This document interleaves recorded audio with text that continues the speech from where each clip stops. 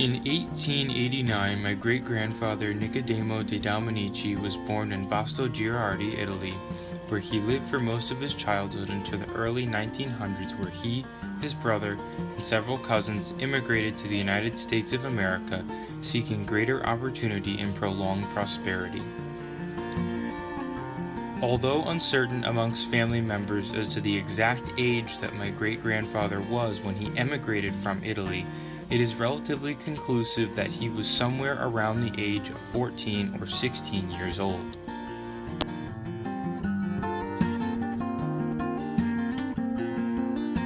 At Ellis Island in New York City, my great-grandfather's last name was changed from De Dominici or De Dominicis to Bromo, which eventually became Brown, because his name was not only too hard to pronounce, but would not be American enough within his new home.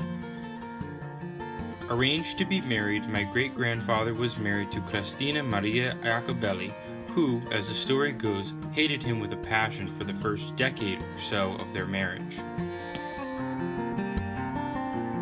Nevertheless, my great-grandfather came to America to seek greater opportunities, which for him began in working for the state in building and constructing the Ashokan Reservoir, a watershed project that destroyed nearly a dozen towns in the valley of Ashokan and replaced it with a mass water basin which still supplies New York City with the water supply in which it uses today.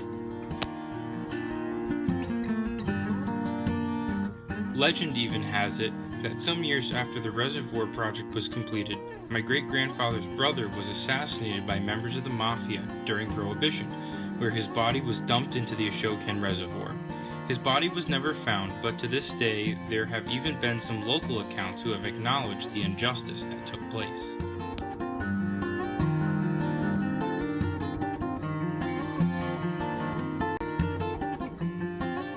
In 1909, my great-grandfather purchased the old Atwood Inn, which soon became known as Brown's Hilltop Tavern. Although being currently rented out as a private residence today, the property is still in the family and remains the basis for which my entire family is structured.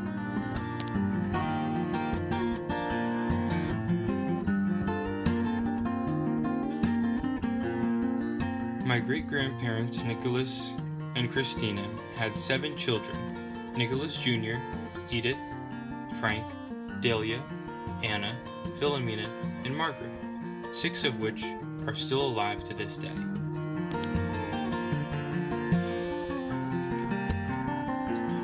All 7 children attended school in a one-room schoolhouse known as the Atwood School, in which my grandfather, Nicholas Jr., now owns today. Can you guess who's who?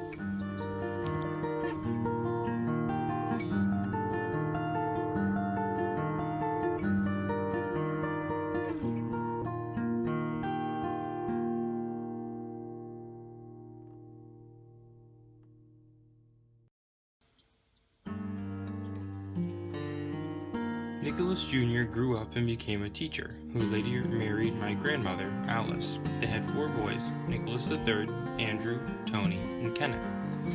In 1988, Nicholas III married my mother and eventually became a father of 2 boys. Maybe you can guess which one I am.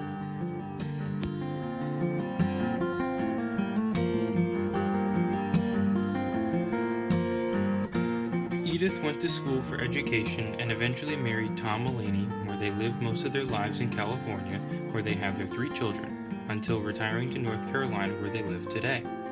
Frank never married, but he was a staff sergeant in the U.S. Army, and after working for Esso, which eventually became Exxon after much litigation in the U.S., he retired to a finer life of antiquing and collecting until his death in the mid-1970s.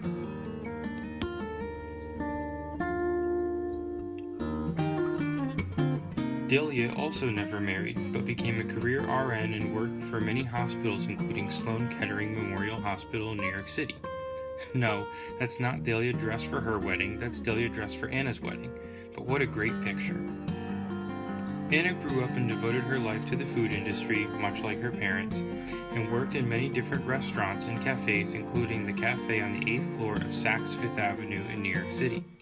She married Charles Isuzi and had their only child, Dolores, or as she is known to the family as Dory, who lives in Arizona with her children and grandchildren.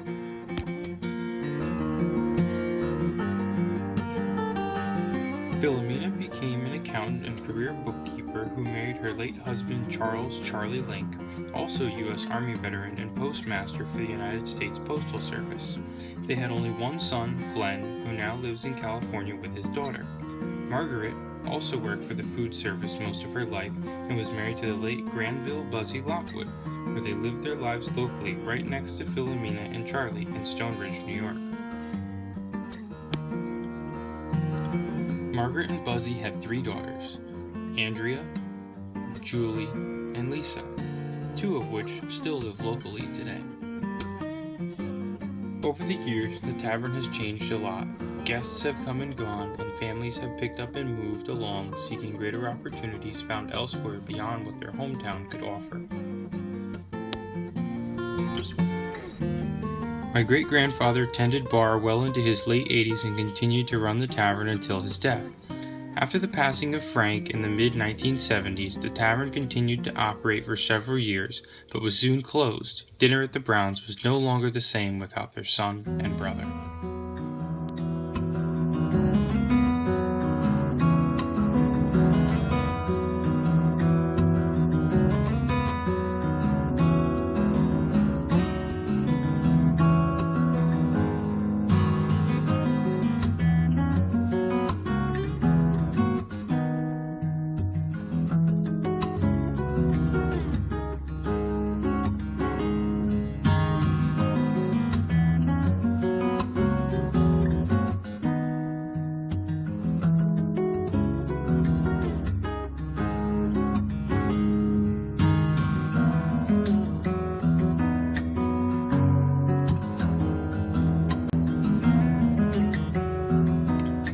Soon after, my great-grandmother and grandfather passed, but their hospitality and lineage remained. After some time, the inn and tavern were converted into a weekend family retreat where the family would gather for weekend dinners to escape the hustle and bustle of the city. Anna and Delia would retreat home by train from New York City, where Anna would cook, Delia would clean, and the family would join at the tavern to share another meal together. As time passed, many more of the sisters and family members became older, and in 2014 many of the once prized possessions within the tavern were sold at a no-reserve auction for shocking prices. In need of financial assistance due to hard times, the family liquidated the tavern and most of its contents.